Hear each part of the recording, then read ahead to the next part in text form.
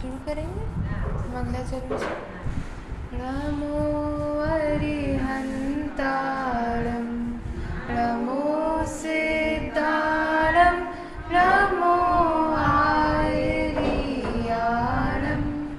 नमो वज्रायारं नमो सव्यसाहूरं नमः श्रीवर्धमानाय निर्धूतकलिलात्मने सालोकानां त्रिलोकानां यद्विद्यादर्पणाय ते। चलो, अपनी चल रही थी चर्चा निर्वित चिकित्सांग पे, है ना। निर्वित चिकित्सांग पे चर्चा कर रही थी। हाँ, वर्धमान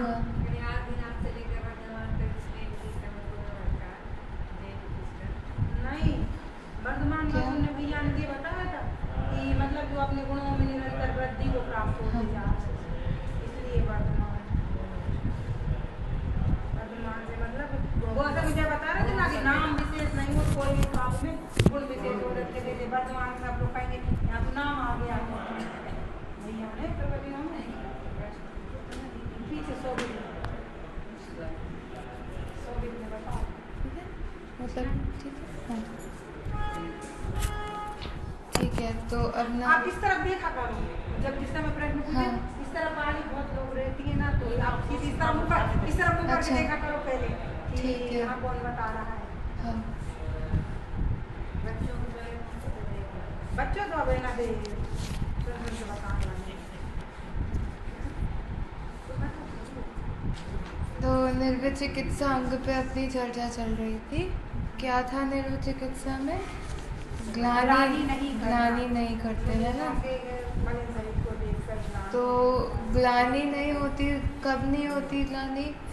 ग्लानि तब नहीं होती जब अपन को वस्तु का स्वरूप पता हो। नहीं तो अगर वस्तु का स्वरूप ही ना पता हो तो ग्लानि होती रहेगी और फिर वो छूटेगी नहीं कभी। ठीक है। फिर बाहर से कितना ही अपन निर्वित चिकित्सा दिखा लो, बाहर से कितना ही दिखा लो, हमको ग्लानि नहीं होती। लेकिन अंतरंग में जब तक अंतरंग से जब तक खत्म नहीं होगी ग्लानि, तब तक बाहर से दिखे ना दिखे कोई मतलब नहीं है। ठीक है। तो वस्तु का स्वरूप यदि पता होगा ना, तो अपने अंतरंग से वो खत्म होने लग जाएगी। और जैसे बाहर अपन होता है, बाहर अपन को कुछ दिख गया बुरा सा, तो अपन बाहर से तो साफ साफ दिखते हैं कि नहीं कुछ नहीं होता, होता है। लेकिन अंदर से कितना, अंदर से वो लगता है कि कब यहाँ से चले जाओ क्या। तो वस्तु स्वरूप यदि पता होगा तो अंतरंग से ग्लानि छूटेगी, फिर बाहर से तो अपने आप छूट ही जाएगी। ठीक है। अब इसके बाद यहाँ अमूढ़ दृष्टि का श्लोक चालू हो रहा है ना, उसके पहले वाला एक पैराग्राफ है, वो एक बार पढ़ लेते हैं। जिसके निर्वित चिकित्सा अंग है, ये वाला।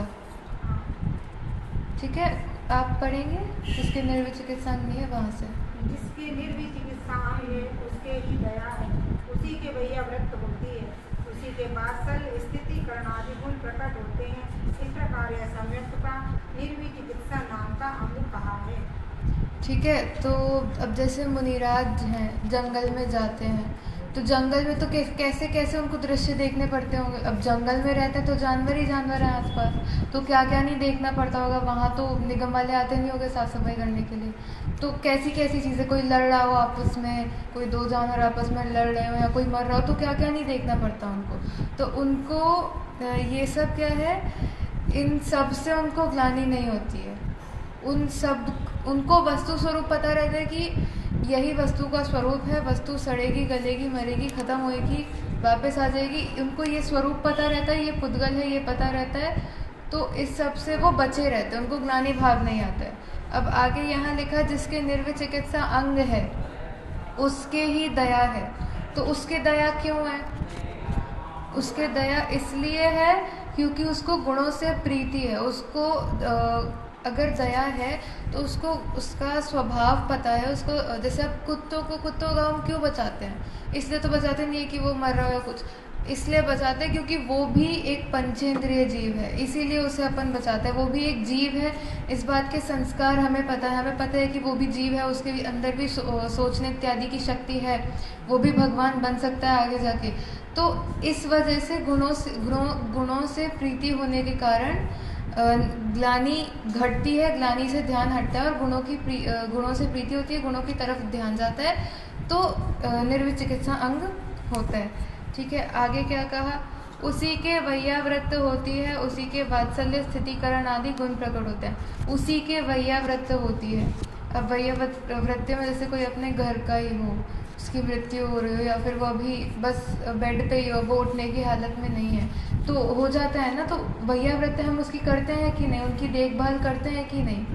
समाधि मरण में है कोई, तो समाधि मरण में क्या होता है कि सब त्याग दिया जाता है, फिर अंत में कैसा उनका वो रहता है। तो ऐसे समाधि में जो होता है, तो उनके प्रति ग्लानि भाव नहीं होता है, उनके प्रति वैयावृत्ति होती है। क्यों होती है? क्योंकि वो समाधि मरण में है, क्योंकि वो समाधि में है। ठीक है, समाधि में होते हैं तो उनके प्रति अपना जो अंदर से वात्सल्य भाव है वो बढ़ता है। तो क्या उसी के प्रति वात्सल्य और स्थितिकरण आदि गुण प्रकट होते हैं। अब कोई यदि समाधि में है तो उनको हम संबोधन देते हैं ना, उनका स्थितिकरण करते हैं कि नहीं। अगर पथ से डिग रहे हो या कुछ हो रहा हो तो स्थितिकरण करते हैं कि नहीं? क्यों करते हैं? क्योंकि हमें उनके प्रति वात्सल्य होता है। और वात्सल्य तब होता है जब निर्विचिकित्सा हो, जब ग्लानि ना हो। ठीक है, और इस प्रकार से यह सम्यक्त्व का निर्विचिकित्सा नाम का अंग कहा है। तो ये सम्यक्त्व का निर्विचिकित्सा नाम का अंग हुआ। आगे कौन सा अंग आया? अमूढ़ दृष्टि। ठीक है, इसका श्लोक पाठ करेंगे, मैं बोलूँगी, आप पीछे पीछे बोलना है ना। का पथे पथि दुःखानां, का पथस्तेऽप्य सम्मतिः,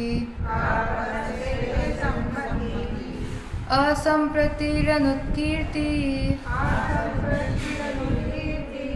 रमूढा दृष्टिरुच्यते। वापस, का पथे पति दुःखानां, का पथस्थेप्य सम्मतिः, असम्प्रतिरनुत्कीर्तिः,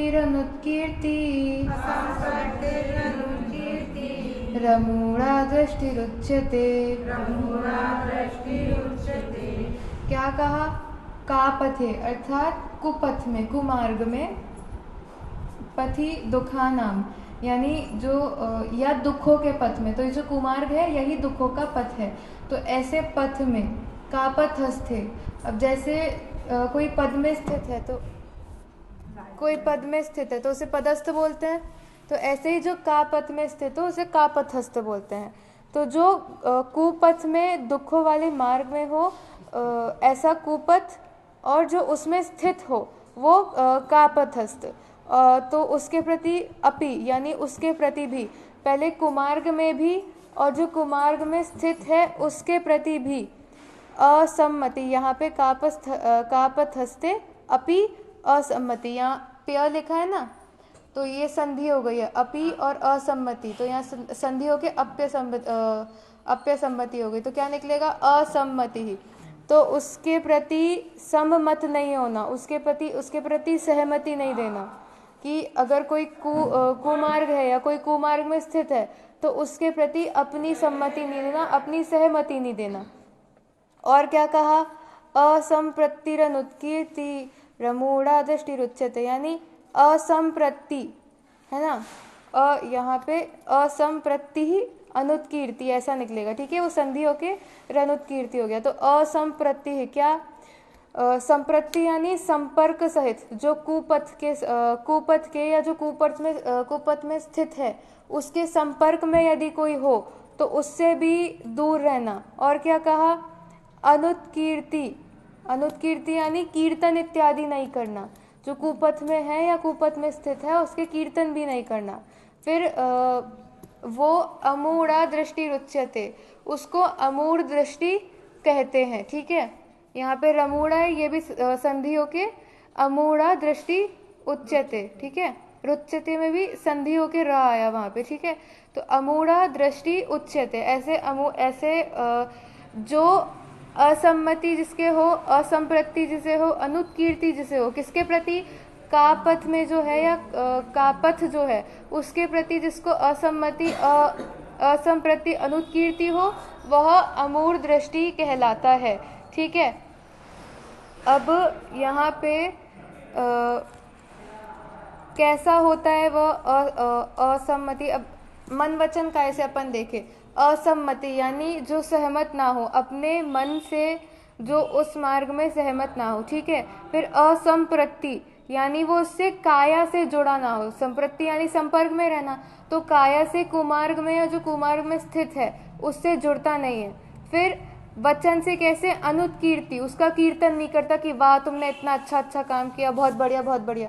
तो किसी भी प्रकार से कुमार्ग में या कुमार्ग में जो स्थित है उससे दूर रहते हैं, वो कौन होते हैं, अमूढ़ दृष्टि। और दूर रहते हैं तो ठीक है, कोई यदि आके उन्हें बताता है ना कि इनने ऐसा ऐसा कर दिया, या फिर वो खुद देखते हैं तो उसकी आलोचना नहीं करते हैं, आलोचना या अनुमोदना नहीं करते हैं कि आपने इतना अच्छा काम किया। कोई किसी ने कैसा ही काम किया हो, अगर वो कुमार्ग का कार्य है, अगर वो कुपथ वाला कार्य है, अगर वो खुद कुपथ में स्थित हो तो उसकी अनुमोदना नहीं करते, मन से वचन से काया से किसी भी प्रकार से उसकी अनुमोदना नहीं करते हैं, ठीक है।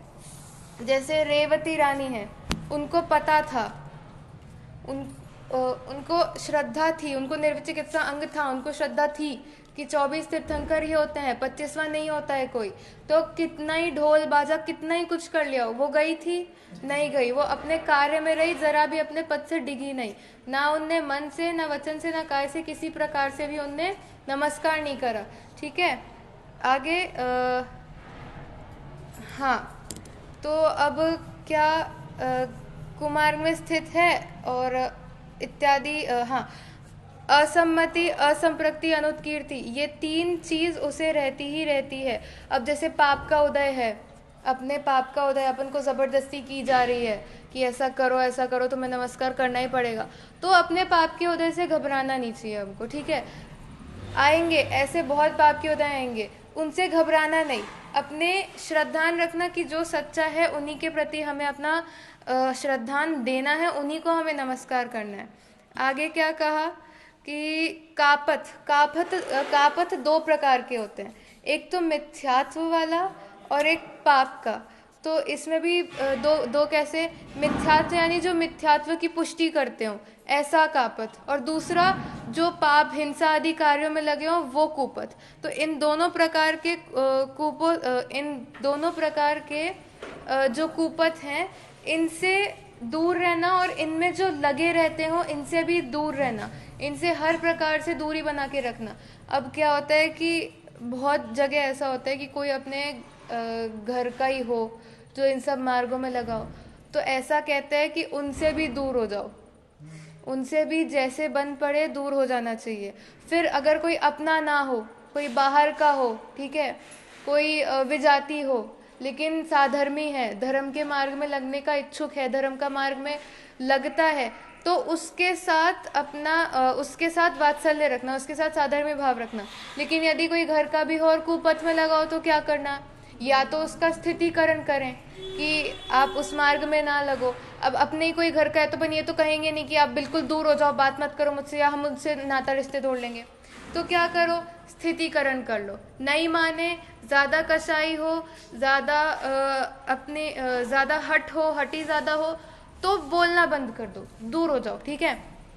तो जो कुमार्ग में हो, कापथ में हो, अब कोई गलत मार्ग में लगा हो तो हम उसकी अनुमोदना क्यों करें, किसी भी प्रकार से हो, कुछ भी हो, अनुमोदना क्यों करें, कहीं भी हो, कैसे भी हो, क्यों करना अनुमोदना, नहीं करना चाहिए, ठीक है। अंदर से ही फिर वो बुरा लगने लग जाता है ना, तो कापथ में नहीं लगना। अब क्या कहा, अर्थ इसका पढ़ेंगे। नरक, त्रियंत, मनुष्य आदि गतियों का, घोर दुखों का ऐसा जो मिथ्या मार्ग, उसको तथा कुमार्गी अर्थात मिथ्या मार्ग पर चलने वाले पुरुषों की जो मन से प्रशंसा नहीं करता, वचनों से स्तवन नहीं करता, तथा काय से हाथ की अंगुलियां नखादी मिलकर सराहना नहीं करता, वह अमूढ़ दृष्टि है। है ना। अब जैसे मैंने ये रिश्तेदारों वाली बात कही कि अपने घर वाला ही कोई हो, है ना, अपने अपने घर का ही कोई क्यों ना हो, तो उससे भी दूर रहना। अब क्या होता है कि थोड़ा ही कोई गलत करे ना अपने घर में, तो भले ही हम ऐसा बोलते हैं कि अच्छा नहीं लगता हूँ, आपने खुद नोटिस किया होगा, अगर कोई गलत कर रहा होगा तो अपने आप ही उससे दूरियां बढ़ने लग जाती है ना। तो उससे तो घबराने की ज़रूरत नहीं है कि घर वाला है कोई क्या बोलेगा, उससे घबराने की ज़रूरत नहीं है। अगर वो गलत मार्ग में होंगे, गलत कार्य करे होंगे, तो अपने आप ही दूरियां बढ़ने लग जाती है, ठीक है। और अब क्या होता है कि रिश्तेदार जो होते हैं ना अपने, वो हम नहीं चुनते हैं, वो संयोगों से मिल जाते हैं, वैसे अपने कर्मों के उदय से मिल जाते हैं। तो उनमें अपने जो है सहयोग बनाए रखना, जो अपने जैसे जो धर्म मार्ग में ना लगे हों तो उनसे दूर होना, या फिर स्थितिकरण करना, उनको समझाने की कोशिश करना कि इसमें लगना चाहिए, ये ऐसा है, ये सुखदायी है, या फिर जो भी स्थितिकरण जैसे कर सकते हो वैसे करना। और जो अपने साधर्मी हो, जो अपने घर में हो या बाहर के हो, वो धर्म के पथ में लगे हो, तो उनका सहयोग लेना, उनको सहयोग देना कि आप इसमें लगे हैं तो हम आपकी अनुमोदना करते हैं, आप हमारी सहायता करें, हम अपने धर्म को आगे बढ़ाएंगे, हम अपने धर्म मार्ग में लगेंगे। ये परस्परोपरहो जीवानाम कहते हैं ना, तो क्यों कहते हैं, संयोग में ही कहते हैं। और संयोग भी सहयोग भी कैसा कि यहाँ वहाँ का सहयोग नहीं, घर गृहस्थी का सहयोग नहीं, धर्म मार्ग में जो सहयोग करे उसके लिए परस्परोपरहो जीवानाम कहा। तो धर्म मार्ग में जो अपने साथ रहे उनका, फिर रहता है समाज का डर रहता है कि समाज में कोई क्या बोलेगा, हम अपने घर घर में ऐसे कर रहे हैं या बाहर भी हम ऐसे कर रहे हैं कि जैसे कुछ कुछ होते हैं जो धर्म मार्ग में लगे होते हैं तो लगे ही होते हैं, फिर 99 लोग उनसे अलग क्यों ना हो, लेकिन अगर वो गलत कार्य ना कर रहे हो तो 99 गलत हो सकते हैं, लेकिन हम एक सही हैं, ठीक है। तो अब अंदर से एक डर बना रहता है कि समाज में है, समाज के लोग क्या करेंगे।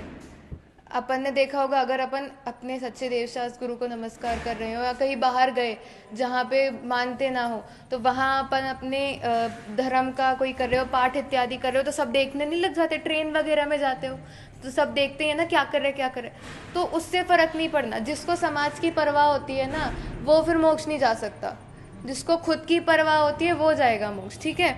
अब आगे अर्थ में क्या कहा, नरक तिर्यंच कुमनुष्य आदि गतियों का घोर दुखों का मार्ग, ऐसा जो मिथ्या मार्ग, क्या कहा, नरक तिर्यंच कुमनुष्य आदि गतियों का घोर दुखों का मार्ग। कुमार्ग ऐसा ही कुछ नहीं होता, घोर दुखों का मार्ग होता है। अगर गलती से भी उस तरफ चले गए, दुख तो वैसे ही भोग रहे हैं, कुमार्ग में और लग गए तो और दुख ही दुख, अनंत काल तक और दुख भोगते रहो। अब इतना तो भोग के आ ही चुके हैं, और भोगो, फिर दुख ही दुख भोगो फिर, ठीक है। तो नरक तिर्यंच कुमनुष्य आदि गतियों का घोर दुख का मार्ग, ऐसा जो मिथ्या मार्ग, उसकी तथा कुमार्गी अर्थात मिथ्या मार्ग पर चलने वाले पुरुषों की जो मन से प्रशंसा नहीं करता। क्या कहा, यहाँ क्या है, ऐसा जो मिथ्या मार्गी, उसकी तथा कुमार्गी, यहाँ पे ग्रहित मिथ्यात्व जो धारण करते हैं, ठीक है। ग्रहित मिथ्यात्व क्या होता है, हाँ, तो जो ग्रहित मिथ्यात्व को धारण ना करते हो, मन से उनकी प्रशंसा ना करते हो। अब जो ग्रहित मिथ्यात्व हैं, कुदेव कुगुरु ये सब हैं, तो इनकी मन से प्रशंसा नहीं करते हैं कि ठीक है, बाहर से तो अपन ने दिखा दिया कि बाहर से हम अमूर्त दृष्टि है, बाहर से हम इनकी श्रद्धा नहीं करते, अंदर से लगता है ना कि वाह यार इनका बड़ा अच्छा है, इनका बहुत सुंदर है। गणेश चतुर्थी होती है, अपने बच्चे यहाँ आने की जगह वहाँ जाते हैं, क्यों जाते हैं, उनको अच्छा लगता है। तो अपन अंदर से, बाहर से भले, अब कुछ बच्चे होते हैं जो अपनी इमेज के चलते नहीं जाते हैं कि हम जैन हैं, वहाँ जाएंगे तो बोलेंगे देखो जैनों के बच्चे भी आ रहे हैं, तो इसलिए नहीं जाते हैं। लेकिन फ़ोन पे तो देखते हैं ना कि इनका कितना अच्छा चल रहा है, इनका कितना सुंदर लग रहा है, तो ये अंदर से मन से जो प्रशंसा नहीं करते हैं। फिर क्या कहा, वचनों से स्तवन नहीं करता है कि वाह तुमने बहुत अच्छा काम किया, वाह इनके ये तो बहुत सुंदर लग रहे हैं, वाह उनके वो तो बहुत सुंदर लग रहे हैं, या फिर उस बच्चे ने बहुत अच्छा कार्य किया या इस बच्चे ने बहुत अच्छा कार्य किया। किसी भी प्रकार से कुमार्ग में हो, मिथ्यात्व मार्ग में हो, दूर हो जाना है, करना ही नहीं, उनकी प्रशंसा ही नहीं करते, ठीक है। आगे क्या कहा, तथा काय से हाथ की अंगुलियों नख आदि मिलाकर सराहना नहीं करता, वह अमूढ़ दृष्टि है। क्या कहा? अंगुलियों नख आदि मिलाकर, यानी हाथ से जोड़कर, हाथ जोड़कर नमस्कार कर दिया उनको, या कोई छोटा बच्चा है जिसने कुछ उनका वो किया हो तो उसकी पीठ थपथपा देता है, तो वो नहीं करना। या फिर कैसे भी प्रकार से अपने काय से उन्हें सराहना नहीं, उनकी अनुमोदना नहीं करना। तो ये क्या? हाथ अंगुलियों नखादि मिलाकर सराहना नहीं करता, वह अमूढ़ दृष्टि है। मूढ़ मतलब क्या? यहाँ पे मूर्खता। ठीक है, जो कापथ में लगा है, जो कुमार्ग में लगा है, जो कापस्थ है, कापथस्थ है, वह मूढ़ है, वो मूर्ख है, साक्षात मूर्ख कहा उसको। ठीक है। अब क्या होता है कि हम जैसे होते हैं, अपन ही होते हैं, तो अपन ये सब बातें कहे ना तो सामने वाले को अच्छा नहीं लगता, सामने वाले को अंदर से उसका ईगो हर्ट हो जाता है। तो हम कहते हैं कि आप हमारी ना सुनो, आप ग्रंथ की सुनो ना। ग्रंथ में कोई ऐसा लिखेगा कुछ, इतने साल पहले समंत भद्राचार्य लिख के गए हैं, तो उनकी सुनो, हमारी तो आपको सुननी नहीं है। हम अब क्या होता है, बहुत लोग ऐसे होते हैं जो उनको अच्छा लगता है, जिसको वो सुन सकते हैं वो वही सुनते हैं। अगर उसके अलावा उनके विरोध में कुछ बोल दिया, जैसे कोई अभक्ष्य खा रहा हो, उसको जाके बोल दिया कि तुम अभक्ष्य खा रहे हो, तुम्हें ये नहीं खाना चाहिए, तो झटकार देते कि तुमको क्या पता, तुम बड़े होते हो, आप बताने वाले भक्ष्य क्या है। ठीक है, तो ऐसे ये अपनी ना माने तो ग्रंथ बताओ इनको। आपको प्रूफ बहुत चाहिए होते हैं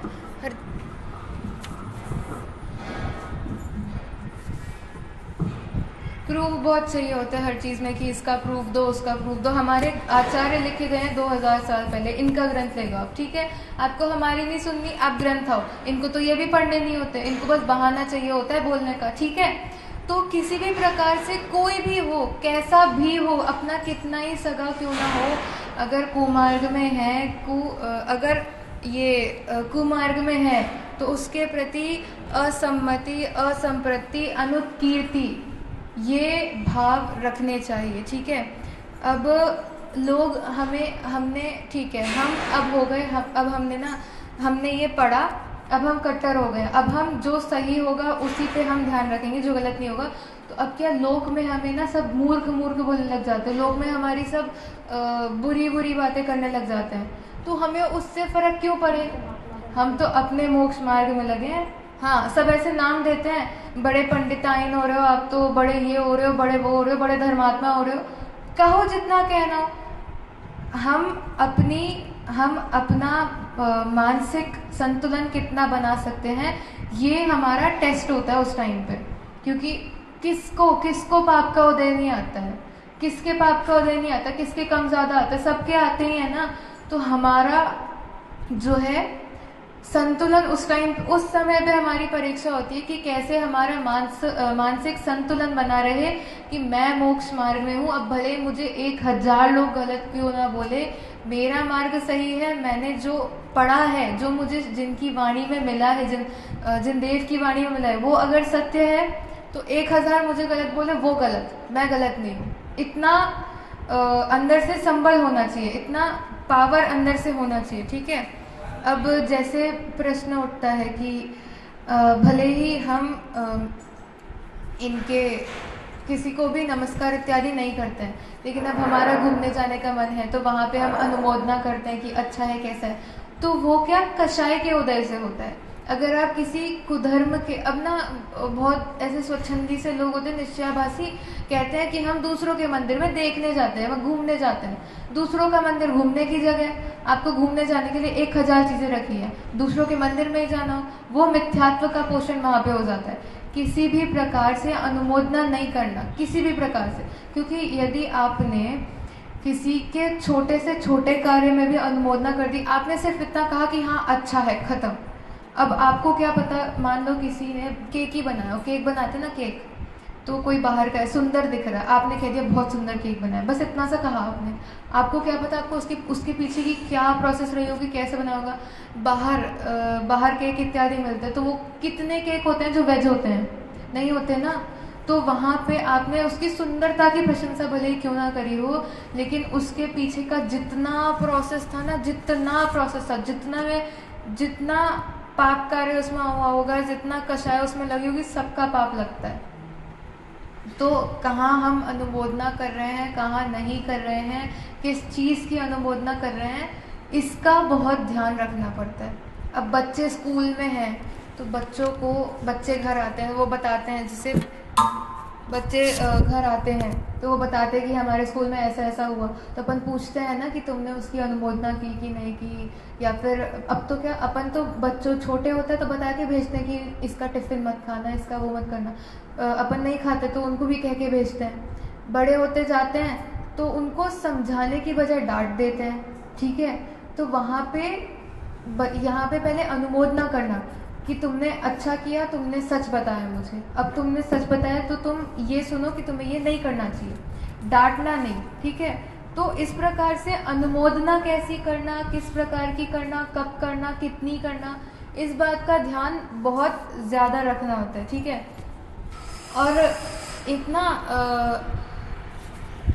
ये महिलाएं, अब हम क्या महिलाएं हैं, हम सब फीमेल्स हैं, है ना।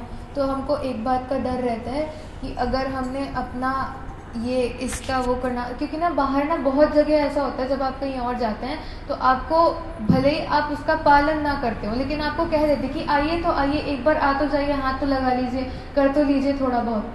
तो वहाँ पे हम क्यों हाँ कर देते हैं कि क्या सोचेंगे, कर देते हैं, कुछ सोचेंगे हमारे बारे में, पीछे बातें बनाएंगे, नहीं करना।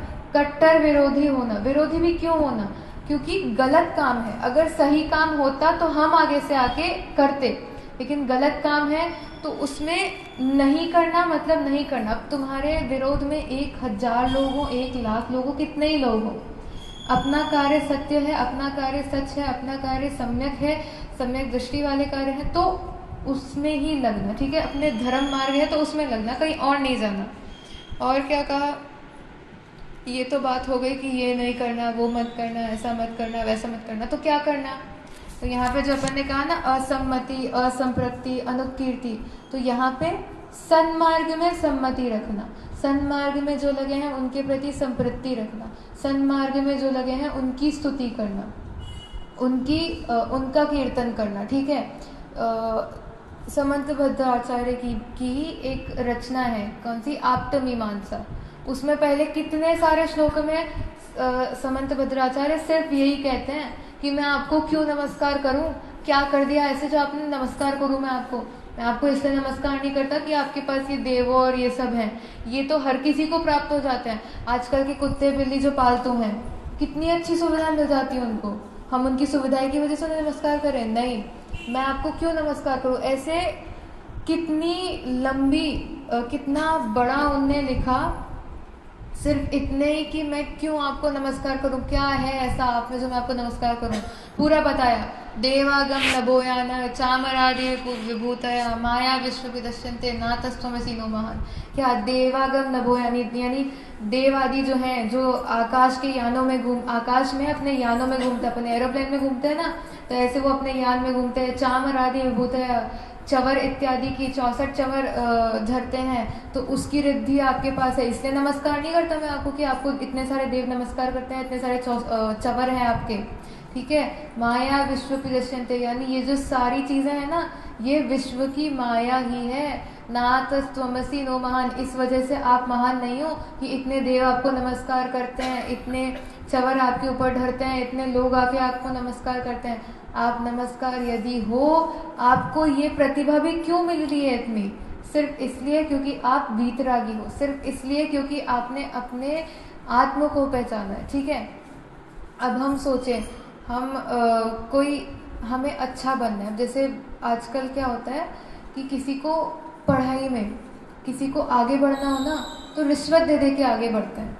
कोई बन गया IAS रिश्वत दे के, क्या कर लेगा वो, क्या उखाड़ लेगा वो देश का, कितना कर लेगा, कितना वो हित कर देगा देश का। और यदि कोई हो जिसकी अंतरंग से भावना हो, वो कितना ही फेल क्यों ना हो जाए, एक ना एक दिन जब वो IAS बनेगा तो वो पक्का निश्चित ही भला करेगा। ऐसे ही हम बाहर से जो आलोचना बाहर से तो हम भले ही कितना ही छुपा लें कि हम आलोचना नहीं कर रहे हो, लेकिन हम छल किसको रहे हैं, किसके भाव बढ़ रहे हैं, स्वयं के भाव बढ़ रहे हैं। बाहर से हमने कितने ही बाहर से भले कितने ही लोग कहते हैं कि देखो ये तो किसी की आलोचना नहीं करते, किसी का कुछ नहीं करते, किसको पता हम अंतरंग में कितना छल कर रहे हैं, अंतरंग में कितना हम पाप कर रहे हैं। ठीक है, हमको ही पता है ये।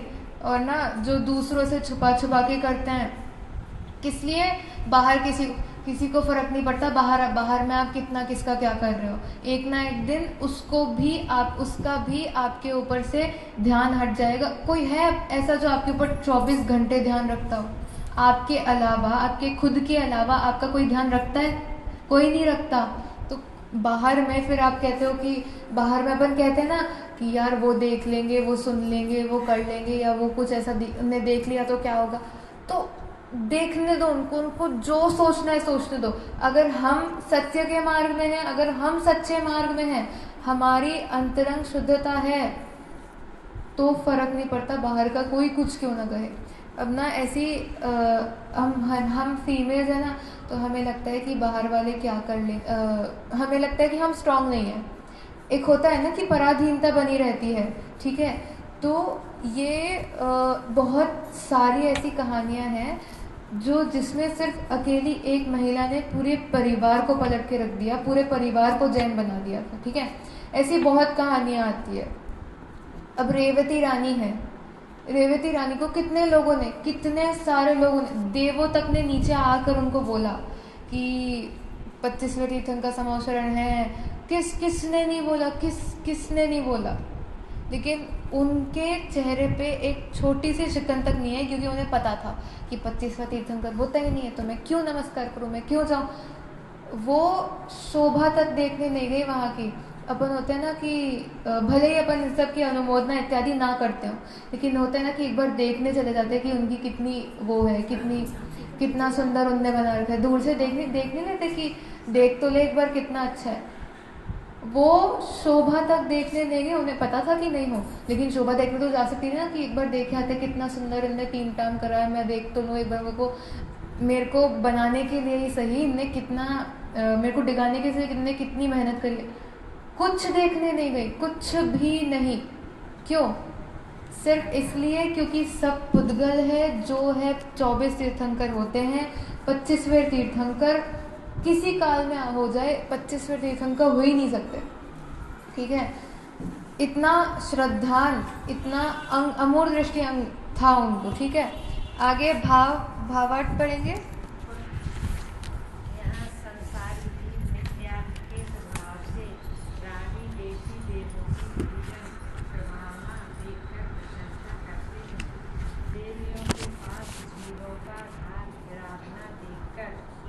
प्रशंसा करते हैं। 10 प्रकार के खुदाओं को अच्छा समझते हैं। यज्ञ, होम आदि की तथा छोटे मंत्र, तंत्र, मारण, उच्चाटन आदि कार्यों की प्रशंसा करते हैं। कुआ, बावड़ी, तालाब खुदवाने की प्रशंसा करते हैं। कंदमूल, शाक पत्र आदि खाने वालों को उच्च जानकर प्रशंसा करते हैं। पंचाग्नि तपने वाले, बाघावर बोलने वाले, भस्म लगाने वाले, ऊपर की ओर हाथ करके रहने वालों को महान उच्च जानकर प्रशंसा करते हैं। गेरू से रंगे वस्त्र, लाल वस्त्र, श्वेत वस्त्र पहनने वाले पुलिंगियों के मार्ग की प्रशंसा करते हैं। छोटे तीर्थों को छोटे राजू देशी मोही वक्र परिणामी शस्त्रधारी देवों को पूज्य मानते हैं। देवनी, यक्षिणी, क्षेत्रपाल आदि को धन को देने वाला तथा रोग आदि को दूर करने वाला मानते हैं। यक्ष, क्षेत्रपाल, पद्मावती, चक्रेश्वरी इत्यादि को जिन शासन के रक्षक मानकर पूजते हैं। ठीक है, अब यहाँ क्या कहा? यहाँ संसारी जीव मिथ्यात्व के प्रभाव से रागी द्वेषी देवों की पूजन प्रभावना देखकर प्रशंसा करते हैं। संसारी जीव कहा सबसे पहले, तो क्या कहा? संसारी जीव। ठीक है, तो संसारी जीव वो नहीं होते जो संसार में भ्रमण कर रहे होते। संसारी वो होते हैं जो अंतरंग से राग द्वेष का पोषण करते हैं। ठीक है, सम्यक दृष्टि भी तो संसार में ही है ना। ठीक है, तो उसके भी अंतरंग से शुद्धता प्रकट होती है तो वो भी इस मार्ग में लग जाता है कि अब मैं जल्द ही इस संसार को छोड़ दूंगा। ये निशंकित अंग में जो सम्यक दृष्टि है, ये कहा ना अवृति श्रावक के सम्यक्त्व में विचार, तो क्या कहा उसको कि अव्रत सम्यक दृष्टि भी भोगों को कभी भला नहीं मानता। ठीक है, जैसे रोगी कड़वी औषधि को पीना कभी अच्छा नहीं मानता, फिर भी दुख का सताया कड़वी औषधि को बड़े प्रेम से पीता है। ये अव्रति सम्यक दृष्टि जो होते हैं ना, ये अपने ही तरह होते हैं। ठीक है, भोग आदि को ग्रहण करते हैं, लेकिन जैसे जैसे जिस प्रकार से भोग आदि को ग्रहण करते हैं ना, अंतरंग से उनको ना कुछ काटता है। मतलब जितनी बार उनको भोग आदि करना पड़ता है, उनको बिल्कुल इच्छा नहीं होती भोग आदि करने की। ठीक है, लेकिन क्या कहा कि कड़वी औषधि पीना किसी को पसंद तो है नहीं, लेकिन पीते हैं ना तो भी, क्यों? रोग को ठीक करने के लिए। तो ऐसे ही सम्यक दृष्टि, अव्रति सम्यक दृष्टि भोग आदि को ग्रहण करता है। ठीक है, तो उसके जैसे जैसे वो भोग आदि को ग्रहण करता है, जैसे जैसे उसे ज़रूरत पड़ती है। अब जैसे सदासुख दास जी थे, उनने क्या कहा, आप मेरा वेतन भले ही कम कर दो, लेकिन मुझे स्वाध्याय का समय चाहिए। ठीक है, तो उनने वेतन बढ़वाया क्यों नहीं अपना? क्योंकि उनके भोग के लिए उतना काफ़ी था। ठीक है, तो ऐसे ही अव्रति सम्यक दृष्टि के भी भोग जितना ज़रूरी है उतना वो करते हैं, उतना भोग वो करते हैं, लेकिन उतना भोग भी अंदर से उन्हें चुभता है। हाँ, बिना इच्छा के भोग करते हैं। अंदर से ऐसा लगता है कि कब ये संसार छूटे मेरा, कब मैं मोक्ष को धारण करूं। ठीक है, ऐसे ही क्या कहा, संसारी जीव कौन हुए?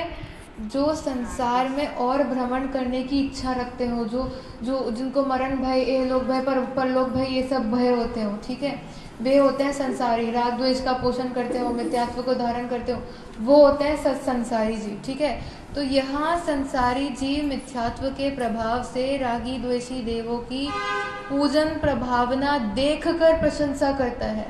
पूजन प्रभावना करता नहीं है, लेकिन देखकर प्रशंसा करता है। तो देखकर प्रशंसा भी नहीं करना। जैसे गंगा के तट पे आरती होती है, तो कितने लोग होते हैं जो सिर्फ उस आरती को देखने जाते हो, भले आरती करते ना हो, आरती में भले उस गंगा की आरती में अपना वो नहीं रखते हो, अपनी श्रद्धा नहीं रखते हो, लेकिन देखने जाते हैं। तुम वहाँ पैसे लगाकर उस आरती को देखने गए, उसका पूरा पाप तुमको लगेगा। ठीक है, तो प्रशंसा भी नहीं करना, किसी प्रकार की प्रशंसा नहीं करना। अगर वो गलत है, थोड़ा सा भी गलत है, प्रशंसा नहीं करना। भले ही आपको लग रहा है तो स्थितिकरण कर लेना, लेकिन प्रशंसा नहीं करना। आगे क्या कहा, देवियों के पास जीवों का घात विराधना देखकर उसकी प्रशंसा करते हैं।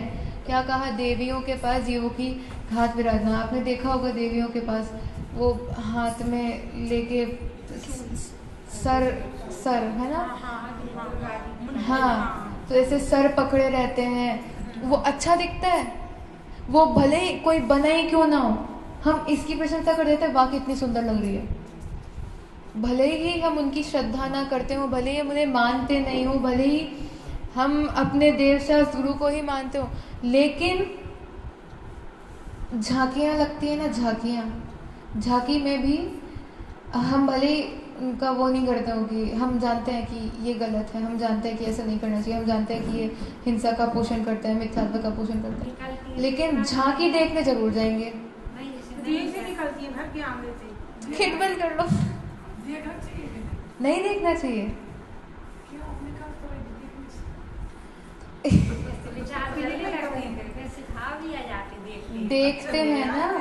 देखते हैं ना तो अंदर से ऐसा लगता है वाह कितना सुंदर है। तो ये भाव भी नहीं आने चाहिए। अपने ऊपर अपना खुद का ही कंट्रोल नहीं है। अपने ऊपर किसका कंट्रोल है? अपने ऊपर ये भोग का, बाहर के भोग सामग्री का कंट्रोल है अपने ऊपर।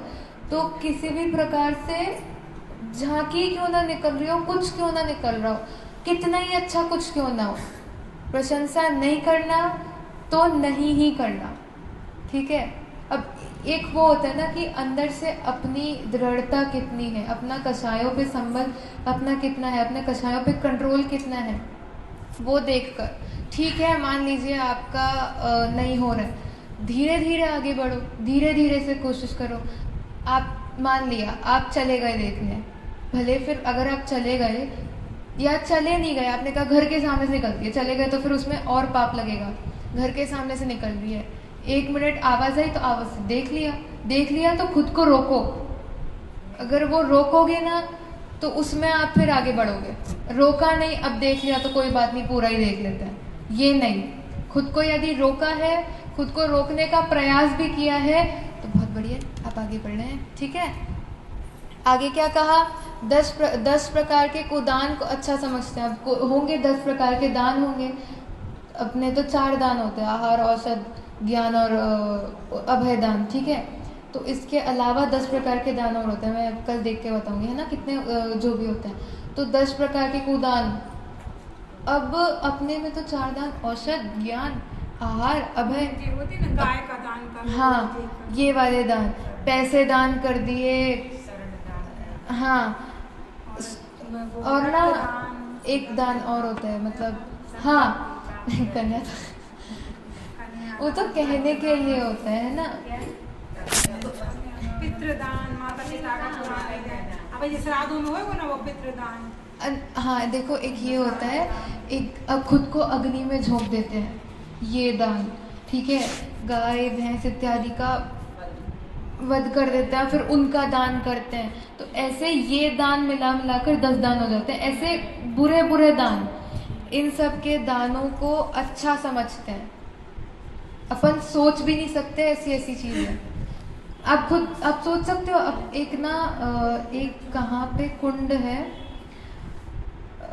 वो कुआं टाइप है, और उस कुएं में ना बहुत धारीदार पत्थर है। हमको जब ये पढ़ा रहे थे ना तो मैंने कान बंद कर लिए थे सुनते टाइम तो वो जो कुआं है, वो उस कुएं का कुछ नाम भी है, मैं आपको कल पूछ के बताती हूँ। तो वो कुएं में क्या होता है कि उसमें बहुत सारे धारीदार पत्थर लगे हुए अंदर, ऐसे ऐसे ऐसे ऐसे बहुत सारे पत्थर हैं, नुकीले। और उसमें खुद को झोंक देते हैं, क्यों? परमात्मा के पास जाएंगे इसलिए, बस। अब अपने धर्म में ऐसा कोई कहता है खुद के ऊपर ऐसा कोई कुछ करो, खुद को परेशान करो, ऐसा आगे बहुत बुरी बुरी चीजें आएंगी। ये प्रकरण कक्षा में सुनते टाइम भी ऐसा था। ठीक है, आगे देखते हैं क्या था आगे। 10 प्रकार के कुदान को अच्छा समझते हैं, तो अच्छा भी नहीं, अच्छा तो समझना ही नहीं। और जैसे कोई अपने आप को ऐसा कर भी देना तो उसकी अनुमोदना भी मत करना कि देखो उसने ऐसा करा था, नहीं करना। बुरा है वो, गलत है वो। किसी भी प्रकार से प्रशंसा मत करना कि वो कितना स्ट्रांग था, उसने अपने आप को कितना ताकतवर रहा होगा, उसने अपने आप को झोंक दिया, आग में डाल दिया, ये कर दिया। नहीं, गलत है मतलब गलत है, कितना ही स्ट्रांग क्यों ना हो, गलत है मतलब गलत है। ठीक है, बाल दान करते बाला जी के यहाँ जाके। अच्छा, ये बाल दान करते थे ना, पुद्गल दान कर रहे हैं। सोचो, ये बाल दान करके, ये बाल वैसे ही कितने बुरे हैं, झड़ते रहते हैं। बाल झड़ गए तो अपन रख लेते हैं, बालों को फेंक देते हैं ना। और सोचो, वो तो बाल निकाल के दे रहे हैं उनको, कितना बुरा होगा, कितना अजीब सा लगता होगा। नाई के यहाँ चले जाओ, कितना दान, आपको जितना दान चाहिए ले जाओ, है कि नहीं? ठीक है, तो नहीं मानना, किसी भी तरह से प्रशंसा नहीं करना। कितने ही लंबे बाल क्यों ना, छोटे कर दिए, दान कर दिए, नहीं कि हो उसके तो लंबे बाल, तो उसने बढ़िया कटवा दिए। वो दान नहीं होता है, वो तो कहते हैं कि मिथ्यात्व है। वो भी इसलिए करते हैं, तीर्थों पे भी मुंडन क्यों करवाना, इतना पवित्र स्थान है, इतनी पवित्र जगह है।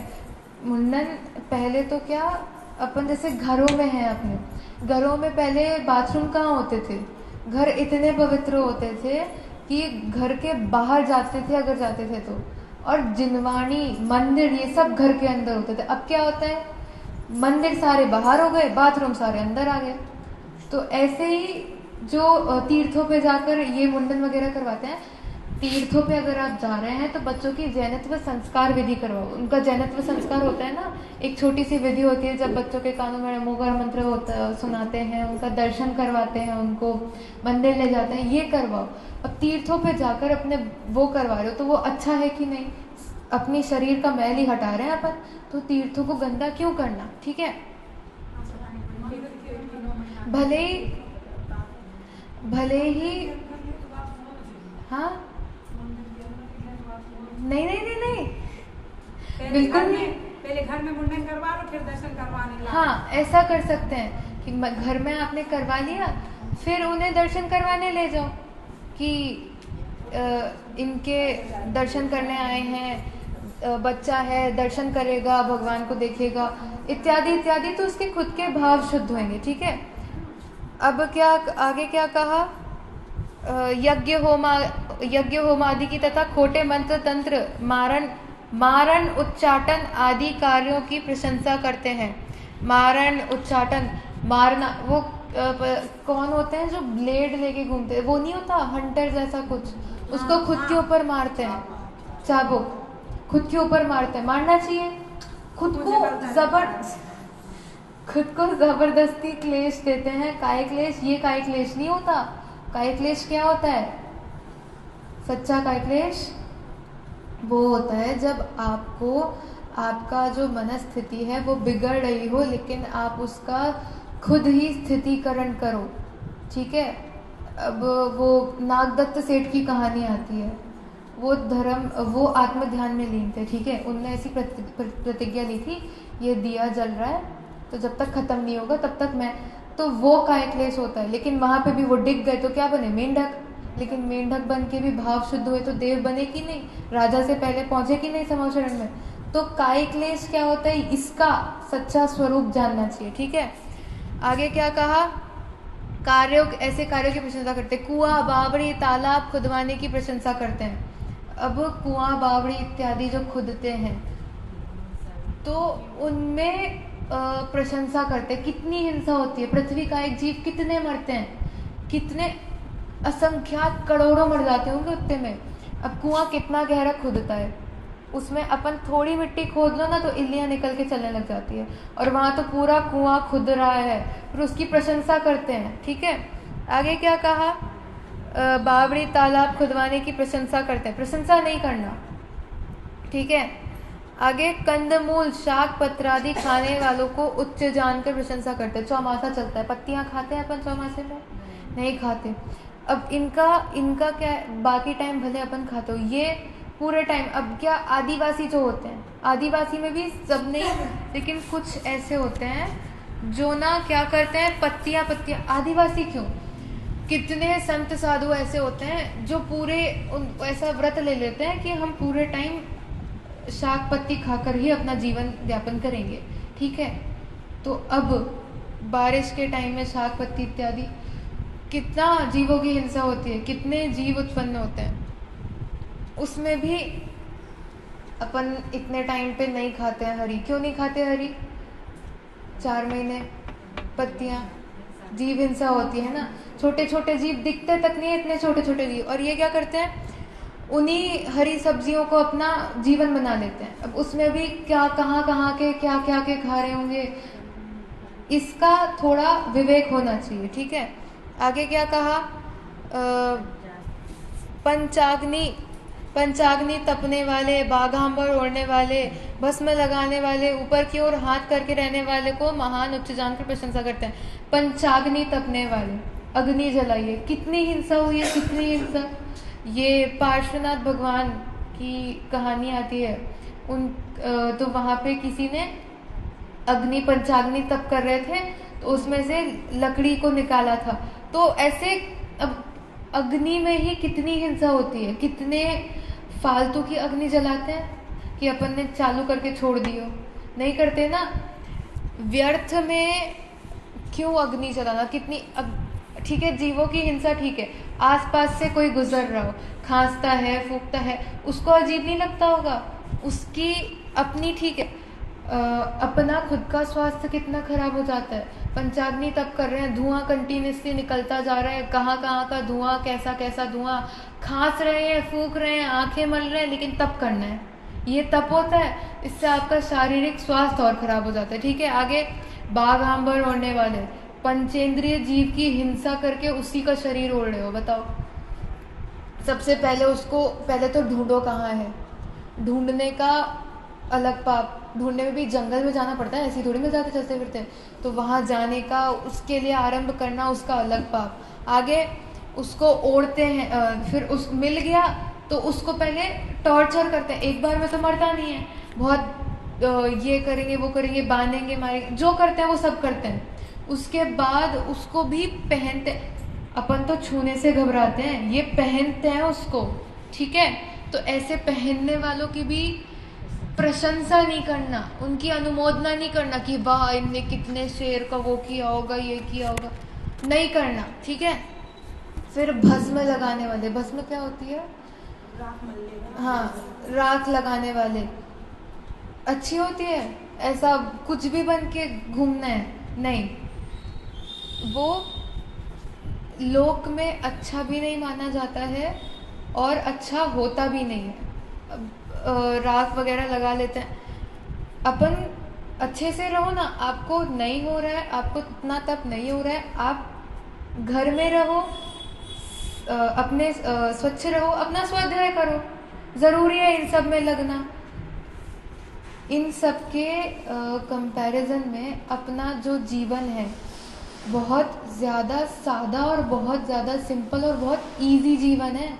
नहीं तो इनके में क्या क्या नहीं करना पड़ता है, कितना कुछ नहीं करना पड़ता है। ये आगे क्या कहा, ऊपर की ओर हाथ करके रहने वाले, ये कहीं कहीं पे ऐसा ना, ऐसे ऊपर हाथ करके तप करते हैं। क्यों करते हैं? क्योंकि हमें ऊपर ऐसा मानते हैं कि ऊपर मुक्ति होती है, ऊपर की ओर भगवान होते हैं, तो हम ऊपर ऐसा करेंगे, ऐसा तप करेंगे तो हम भी इनके पास ऊपर चले जाएंगे। तुम्हें क्या पता तुम ऊपर की जगह नीचे जा रहे हो। ठीक है, कमर सीधी में भी तेरे ऊपर हाथ करके और हाथ पे सिला रख के तब कर लो। ये पाठनाथ भगवान के वो भाई 10वें गाँव में मरोगी के जीव कमर। अच्छा मेरे को याद नहीं। ठीक है, तो वो भी उसने खुद को ही परेशान किया है ना, खुद को ही उसने क्लेश दिया है। ऐसा क्लेश बिल्कुल कार्यकारी नहीं होते। आगे क्या कहा, हाँ, गेरू से रंगे वस्त्र, लाल वस्त्र, श्वेत वस्त्र, रंगों में धर्म मानते हैं। रंगों में धर्म होता है क्या? धर्म अपनी आत्मा में होता है। मैं रंग राग से भिन्न, भेद से भी मैं भिन्न निराला हूँ। मेरे अंदर है, जो मेरे अंदर है वो रंग इत्यादि नहीं है। रंग वगैरह पहनने से कुछ नहीं होगा, जो है मेरे अंतरंग आत्मा का है। ठीक है, आगे कुलिंगियों के मार्ग की प्रशंसा करते हैं, खोटे तीर्थों की और खोटी रागी द्वेषी मोही वक्र परिणामी शस्त्रधारी देवों को पूज्य मानते। जिनके पास शस्त्र होते हैं ना, जिनके पास सबसे ज़्यादा बॉडीगार्ड होते हैं ना, वही सबसे डरे हुए रहते हैं। जिनकी, हम डरे नहीं है, हम निडर हैं, तो हम शस्त्र क्यों रखें? ठीक है, शस्त्र वे रखते हैं जो डरे हुए रहते हैं, शस्त्र वे रखते हैं जिनको अपनी चिंता हो, जिनको ऐसी चिंता हो कि हमें कोई आके कुछ कर ना दे। ठीक है, कोई देखा आपने, कोई जैन ऐसा हो जो अपने साथ बंदूक लेके चलता हो? चलता है कोई? नहीं ना। क्यों? ये पीएम के आसपास इतने सारे बॉडीगार्ड क्यों घूमते हैं? खतरा है उनकी जान को। हमें कोई खतरा है? कोई खतरा नहीं है। ठीक है, तो ऐसे शस्त्रधारी देवों को पूज्य मानते हैं। जोगिनी, यक्षिणी, क्षेत्रपाल को धन को देने वाले को व रागादि को दूर करने वाले मानता है। ठीक है,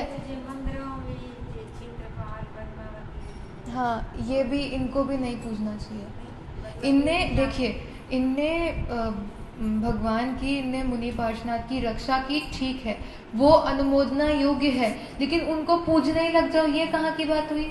हम पूजते क्यों हैं? किसको पूजते हैं? वीतरागी जो हो, सर्वज्ञ जो हो, हितोपदेशी जो हो, वो उनने रक्षा की थी, तो हम उनकी अनुमोदना करें कि हाँ, आपने मुनिराज की, आपने भावलिंगी संत की रक्षा करी है। लेकिन उनकी पूजा करने लग जाते हैं। पूजा करना कहाँ की बात है? क्यों करते हैं अपन पूजा? उनके जैसा बने, हमें देव बनना है कि भगवान बनना है? भगवान बनना है ना, तो पूजा हम उनकी करते हैं जिनके जैसा हम बनना चाहें। हम उनकी अनुमोदना पूरी करें कि इनने मुनिराज की रक्षा की, भावलिंगी संत की रक्षा करी, ऐसे हम भी अपने जिन धर्म की रक्षा करें, हम भी हमारे मुनिराज की रक्षा करें। लेकिन उनको पूजना कहीं की बात नहीं है, पूजना नहीं चाहिए, पूजना बिल्कुल भी कार्यकारी नहीं है, ठीक है। और वो सबसे पहले वही बनी रहती है, तो उनको अपन अभिवादन भी नहीं करें, मतलब जय जिनेंद्र करें, कुछ नहीं करें। जैसे मंदिरों में जाओ ना, तो पहले तो यही आप अपने दर्शन करने चले जाओ, उनको उनके आगे से निकल जाओ। हाँ, कितने कितने मंदिर होते हैं, तीर्थ क्षेत्रों पे अपन जाते हैं। दक्षिण भारत साइड तो मतलब है ना, पहले देवी देवता ही रहते हैं, हाँ। उसके बाद फिर भगवान कितने कितने पद्मावती देवी वगैरह। हाँ, बहुत मंदिरों में ऐसा होता है कि मंदिर में आप एंटर करेंगे ना, उससे पहले गेट पे ही आपको दोनों साइड मिलते हैं। तो उनको ना देखकर हम अपने वीतरागी देव के पास जाएं। आपसे ज्यादा हमारे वीतरागी देव हमें पूज्य हैं, ठीक है। वो भी भगवान के बगल में ही देखा है कभी? नहीं ना, साइड में होते हैं वो भी अलग अलग, क्योंकि जो बनाने वाले तो उनको भी पता होता है, उनको भी इतना ज्ञान तो होता ही है कि ये, और अपना विवेक होता है सबका, स्व विवेक होता है। हम उनके पास अगर जाके उनके दर्शन कर रहे हैं तो दर्शन मत करो, आपको लग रहा है कि कुछ हो तो आप उनकी अनुमोदना करो कि आपने अच्छा कार्य किया, हम भी अपने धर्म की रक्षा करें, हम भी अपने मुनिराज की रक्षा करें, लेकिन हम भी आपकी तरह देव नहीं बनेंगे। हम बनेंगे तो हम भगवान बनेंगे, हम उच्च पद को प्राप्त करेंगे, उत्कृष्ट सबसे ऊंचा जो पद है उसको प्राप्त करेंगे। उनको नमस्कार नहीं करेंगे। नमस्कार करेंगे तो जो भावलिंगी हैं, रागी द्वेषी, राग द्वेष से रहित हैं, उनको नमस्कार करेंगे। मुक्ति मार्ग में जो लगे हैं उनको नमस्कार कर लेंगे, आपको नमस्कार नहीं करेंगे, ठीक है। आपके गुणों को हम अनुमोदना कर सकते हैं, हम बता सकते हैं कि आपने अच्छा कार्य किया है, लेकिन उनके जैसा बनने की हमारी इच्छा बिल्कुल नहीं है, ठीक है। और क्या कहा, ये कहते हैं ना, खोटे तीर्थ और खोटे रागी द्वेषी मोर। तीर्थ, खोटे तीर्थ, अब ये यहाँ पे जयपुर के आसपास जो बालाजी इत्यादि के मंदिर हैं, तो वहाँ पे, यहाँ भी और उत्तर भारत में भी क्या होता है, जमीन पर लेट लेट के जाने की वो होती है। यहाँ पे भी है, यहाँ पे भी है। वो यहाँ से जाते हैं, पीछे मंदिर बना है देवी का, हाँ। तो यहाँ से जाते हैं और वो मतलब 2-3 किलोमीटर कितने हो रहा है, जहाँ भी हो, ठीक है। तो लेट लेट के जाते हैं और बाजे से ठंडी में जैसे भी जाते हो तो उनकी अनुमोदना नहीं करना, अभी जाएंगे बस अपने व्रत निपटे और फिर मुझे ही निकलेगा रोज का। देखने मत जाना। अरे वो तो अपन मंदिर से निकल रहे हैं, मुझे पकड़ रहे हैं, हाँ, हाँ। अपने आगे आगे वही चल रहे हैं। अच्छा, ठीक है, जो भी हो, जैसे तो ये सब करते हैं, ये अच्छा नहीं होता है। ये एक श्रावक का एक चिन्ह नहीं है। ये गंदगी में कहाँ लिपट रहे हैं, कहाँ क्या। हाँ, वो तो पता है, वो तो पता है। अपनी जाना भी नहीं चाहिए, कोई जाता भी नहीं है। इन सब ये जो कर रहे हैं ना, इनकी प्रशंसा भी नहीं करना। अपना तो कोई जाएगा भी नहीं, लेकिन इनको देखने भी नहीं जाना। सामने से निकल रहे हो तो भी प्रशंसा नहीं करना। अपने वाले तो 2-4 बार भी नहीं लेट सके, कमरे ठीक है ना, ठीक है। अपन को तो अच्छे से आसन दिया है कि आप बैठो, पद्मासन में बैठो, आप बैठो, चेयर पे बैठना है चेयर पे बैठो। शास्त्राभ्यास करो ना। आपको किसी ने बोला कि अपने आप को आग में डाल दो या अपने आप को कहीं इसमें डाल दो, उसमें डाल, शास्त्राभ्यास करो। अभी तप आएगा ना, तो तप में अपन एक प्रकरण चलाएंगे, स्वाध्याय। परम तप है स्वाध्याय, उपवास आदि से बड़ा तप स्वाध्याय है। इसके ऊपर अपन बाद में अच्छे से विश्लेषण करेंगे। बहुत अच्छा विषय है स्वाध्याय का। दादा के प्रवचन जब होते हैं ना, जब 20 पे, तो इतना अच्छा होता है, अंदर से गर्व होता है कि हम स्वाध्याय कर रहे हैं, अच्छा काम कर रहे हैं, बिल्कुल कुछ ये। और भी उत्तर भारत में हमें बताते हैं कि उत्तर भारत में हुआ था, तो अपने आप को क्या क्या नहीं करते हैं, आग पे चलते हैं। मंदिर आना मुश्किल हो जाए, जो लोग रोज मंदिर जाते हो, जिनका रोज मंदिर जाने का नियम हो, आग पे चल के जाएंगे, क्या करेंगे फिर 10 दिन, 15 दिन, 20 दिन, पैर खराब हो जाते हैं। हमको तो बताते हैं आराम से आप आओ, रास्ते में देखते देखते आओ, चप्पल पहन के आओ, रास्ते में देख के आओ, जीव हिंसा मत करो, आके दर्शन करो, स्वाध्याय करो। कौन क्यों उपदेश देंगे कि आग पे चलो? आग पे चल के क्या मिल जाएगा? कुछ अगर अपना होता हो तो बताओ। ये जितने भी ये मानने वाले होते हैं ना कि आग पे चलने से ऐसा हो जाता है, खुद को क्या क्या नहीं कर लेते हैं, ये सब ये मान के ऐसा करते हैं कि हमारा अच्छा हो जाएगा। हमारा अच्छा कैसे होता है? हमारा अच्छा तब होता है जब हमारे उदय में अच्छा आना होता है, ठीक है। अगर उदय में अच्छा आना ना हो ना, तो कुछ कर लो, कितना ही परिश्रम कर लो, पाप का उदय है तो पाप का उदय ही रहेगा, पुण्य का उदय नहीं होगा, मतलब नहीं ही होगा। ये पीके मूवी आई थी, एक पीके करके मूवी आई थी, उसमें वो एलियन होता है, तो वो दिखाते हैं कि बाकी धर्मों में, वो सब धर्मों में जाता है, सब धर्मों का सब कुछ करता है, जितना करना होता है, खुद को मारता है, पीटता है, दान करता है, सब करता है, भीड़ वगैरह में लेट लेट के सब करता है, लेकिन उसे उसका जो प्रयोजन होता है वो उसका पूरा नहीं हो पाता है, क्योंकि उसके उदय में ही नहीं था। फिर उसके उदय में जब आता है तो बिना मेहनत करे उसको उसका सामान मिल जाता है, ठीक है। तो इतनी श्रद्धा हमें अपने होनी चाहिए कि फालतू का आडंबर, ये सब पता है, आधा काम तो दिखाने के लिए करते हैं, आधा काम ये दिखाने के लिए करते हैं, पैसों के लिए करते हैं। ये कितने संत इत्यादि ये होते हैं, सिर्फ इसलिए करेंगे ताकि इनको पैसे मिल जाए, ताकि इनके पास धन सामग्री इकट्ठी हो जाए। अपने ये तीर्थंकर कल कितना बताया था, 32,000 राजा, मुकुटबद्ध राजाओं के ऊपर चक्रवर्ती होता है तो भी छोड़ के चला जाता है, ठीक है। तो पुण्य का उदय जिसका होता है वो उसको सब प्राप्त हो जाता है। जिसका पाप का उदय होता है ना, उसको तुम कितना ही काय कलेश करा लो, कितना ही कुछ करवा लो, उसका पाप का उदय है तो उसको नहीं मिलेगा, तो नहीं ही मिलेगा, ठीक है। अब ये भरत चक्रवर्ती थे, भरत चक्रवर्ती के 923 पुत्र थे, है ना। तो 923 पुत्र, बोलते नहीं थे कुछ भी, 8 वर्ष की उम्र हो गई थी तो ले गए अपने पिताजी के समाव शरण में, ठीक है, ऋषभ देव के समाव शरण में ले गए। वहां जाके बोला कि ये कुछ बोलते नहीं है, पता क्या ऐसे बोले कि मेरा पुण्य इतना क्षीण है, चक्रवर्ती का पुण्य इतना क्षीण है कि हमारे पुत्र नहीं बोलते, ये बोला, ठीक है उनने। तो उनने क्या कहा कि तुम्हारा जो पुण्य है ना वो क्षीण नहीं है, तुम्हारा पुण्य क्षीण नहीं है, बोलते हैं ये सब बोलते हैं, लेकिन फालतू का नहीं बोलते, ठीक है, फालतू का नहीं बोलते। उनने कहा आप बोलो, 923 पुत्रों को उनने कहा आप बोलो, उनने बोला, और क्या बोला, पिताजी हमें दीक्षा दे दो, बस इतना बोला। अंदर से बहुत वैराग्य था, बताते हैं। हाँ, हो गया था उन्हें, इसलिए निगोद से निकल कर आए थे, निगोद से इधर निकले और इसी भव में मोक्ष, पिता से पहले मोक्ष। 8 साल के छोटे छोटे बच्चे, अपन तो सोच नहीं सकते, इतने छोटे छोटे बच्चे। कोई 8 साल का बच्चा आके बोल दे मम्मी आज से मैं रोज मंदिर जाऊंगा, मम्मी आज से मैं सारे काम करूंगा जो आप बोलो, अपन को अंदर से कितना हो जाता है, कितना बहुमान आता है कि हमारा बच्चा रोज मंदिर जाएगा। अब कितना बहुमान आता है, कितना अच्छा बच्चे सबको जा जाके बताते हैं कि देखो हमारे बच्चे ने ये कर लिया, थोड़ा याद कर ले तो सबको जा जाके बताते हैं। वो बच्चे 8 साल के फालतू का व्यर्थ में कुछ नहीं बोलते थे, ठीक है। अपन कहाँ की पंचायती कर लेते हैं, इसने वो कर लिया, इसने वैसा कर लिया, कुछ नहीं बोलते थे। बोला कितना बोला, दीक्षा दे दो बस, और मोक्ष, ठीक है। तो अपने पुण्य पर, अपने पाप पर जो है सब इस पर है। तो इन सब में भी समता कैसे रखना है, इन सब में भी अपने आप का संभल कैसे बना के रखना है, इन सब में भी खुद को कैसे रखना है, खुद का एक वो होती है ना मानसिक स्थिति होती है, खुद की मानसिक स्थिति कैसे सुधारनी है। बहुत सारे लोग होते हैं जो कहते हैं कि हम कितना ही कोशिश कर ले हमारा नहीं सुधरता। आपकी मानसिक स्थिति बिगड़ी हुई है।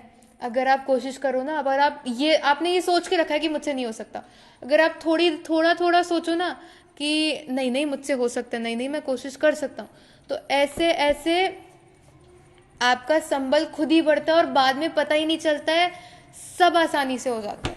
तो यहाँ पे अपना मानसिक संबल, ये कितनी टोडरमल जी की कहानी है, बनारसी दास की कहानी है, किसकी, पार्श्वनाथ भगवान के ऊपर तीर्थंकर हैं, कुछ समय बाद तीर्थंकर होने वाले, उनके ऊपर पत्थर बरस रहे हैं। फिर अपना पाप तो, अपने पाप का उदय कितना होगा सोचो, उनका इतना घोर पाप, उनके लिए पाप होगा, उनके लिए तो कुछ नहीं था, वो अपने लिए पाप है जो है, ठीक है, उनके लिए कुछ नहीं था। वो तो बहुत वीतरागी थे, उनके लिए तो वो ऐसा था कि अच्छा है ये हो रहा है तो इससे मेरा अंतरंग में ज्यादा मेरी अंतरंग में दृष्टि ज्यादा जा रही है। फिर बनारसी दास जी हैं, टोडरमल जी हैं, इनके ऊपर टोडरमल जी ने कुछ नहीं करा था, कुछ भी नहीं करा था उनने। वो तो अपना ग्रंथ लिख रहे थे, 9वें अध्याय के आखिरी में आखिरी अक्षर मिलता है ना, लिख रहे थे, लिखते लिखते लेने आ गए, आकर ले गए, उन्हें कुछ नहीं, समता। ऐसा बताते हैं कि वो जब हाथी के पैर के नीचे दबाया था उनको, ऐसा बताते हैं कि वो हाथी तक उनको दबाने नहीं चाह रहा था। 2 दिन तक खड़ा रहा था एक हाँ, हाथी तक उनको नहीं दबाना चाह रहा था, तो नहीं चाह रहा था, उसको भी जबरदस्ती परेशान किया, टॉर्चर किया हाथी को, तब जाके उसने ऐसा किया है। सोचो, हाथी संगी पंचेंद्रिय, उसको तक इतना ज्ञान हो गया था कि ये सम्यक दृष्टि है, ये धर्मात्मा है, ज्ञानी पुरुष है, तो इनको नहीं करना है। हम संगी पंचेंद्रिय मनुष्य पर्याय में हमें मिल रहा है, तो इसका कैसे इसका सदुपयोग हो, कैसे। खत्म हो गया होता है ना तुरंत ही। ये तो मुझे याद नहीं है। वो 2-2.5 दिन तक खड़ा रहा, 3 पैर पे अकड़ वो गया थक होगा। गया था बहुत। तो जैसे उसने तीसरा पैर रखा तो उनके प्राण निकले और वो हाथी भी लुढ़क गया गिर के, उनको भी मर गया, क्योंकि उसके वो 3 पैर खड़ा रहा था ना, तो उससे। हाँ, बनारसी दास जी की कहानी आती है, 9 पुत्र पुत्रियां सब मर गए, ठीक है। और एक कहानी और आती है कि बनारसी दास जी के बच्ची की या बच्चे की शादी थी, ठीक है, शादी का दिन था, उसी दिन उनकी नानी की मृत्यु हुई, उसी दिन उनको एक पुत्र रत्न की प्राप्ति हुई। सोचो, 3 चीजें एक साथ, कहाँ ध्यान लगाए। चक्रवर्ती, भरत चक्रवर्ती के उसी दिन उनके पुत्र हुआ, ठीक है, उसी दिन उनको चक्र रत्न प्राप्त हुआ, उसी दिन उनको उनके पिता को केवल ज्ञान हुआ। तो पहले कहाँ गए, उनकी दिव्य ध्वनि सुनने गए, उसके बाद उन्हें दूसरे काम किए, ठीक है। तो ऐसे ही किसी भी प्रकार की परिस्थिति हो, किसी भी प्रकार का कोई कुमार्गी कैसा ही हो, अपना ध्यान हमें किस साइड रखना है, अपना विवेक किस साइड हो, इस बात का ज्ञान हो, इस बात का ज्ञान हमें है। लेकिन अभी भी अंदर से डर है कि बाहर वाले क्या बोलेंगे, बाहर वाले क्या कर लेंगे, हमसे तो होता नहीं है। ना होने दो, धीरे धीरे आगे बढ़ो। पहली सीढ़ी पे चलोगे तभी तो आगे वाली सीढ़ियों पे पहुंचोगे ना, पहली बार में तो आखिरी सीढ़ी पे पहुंचेंगे नहीं। समव शरण में भी पहली सीढ़ी पे पैर रखते हैं, तब जाके 20,000 सीढ़ियां चढ़ते हैं। एक कदम पहले खड़े रहो कि हमें ऊपर क्यों नहीं ले जा रहे, जाएंगे नहीं जाएंगे। पहली सीढ़ी पे पैर रखेंगे तब जाके आगे बढ़ने की क्षमता आएगी, ठीक है। बस इसी प्रकार अपना मानसिक चलना पड़ता है, उसमें नहीं चलना, वही तो पहली मेट्रो ट्रेन क्या वो जीने लगी रहती ना, वहीं से। अरे तो मेट्रो ट्रेन में भी मेट्रो में भी मेट्रो नहीं, एस्केलेटर, तो उसमें भी पहली सीढ़ी पे पैर रखोगे तब आगे जाओगे ना, कि यहाँ पीछे खड़े रहोगे तो आगे ले जाएगी, नहीं जाएगी ना। पैर रखते हैं और ऊपर ले जाती है। हाँ व्यवस्था वहाँ होती है। हाँ, वहाँ होती है। यहाँ ये तो धीरे धीरे चढ़ती है। यहाँ आपने पहली सीढ़ी पे पाँव रखा, दूसरा पाँव आपका समवचरण में होता है, ऐसा होता है, ठीक है। तो इस प्रकार अगर हम भी पहली सीढ़ी पे पाँव रखने का प्रयास करें तो आगे अपने आप चढ़ जाएंगे, ठीक है। इसी मंगल भावना के साथ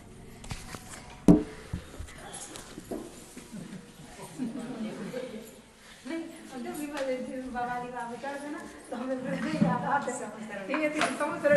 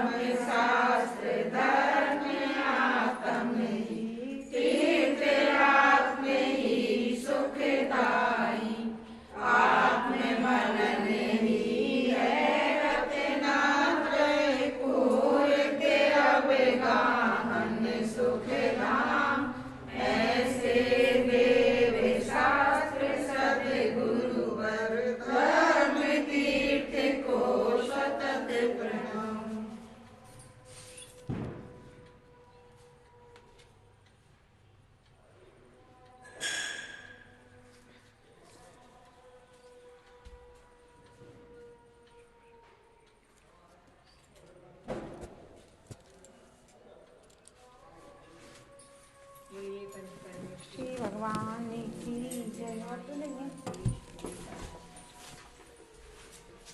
बंद करने माइक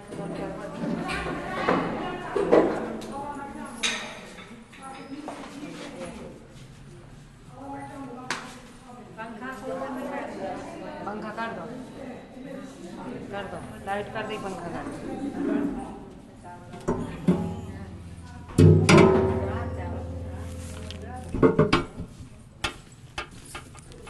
दीदी हाँ जैसे मंदिरों में चावल तो चढ़ाई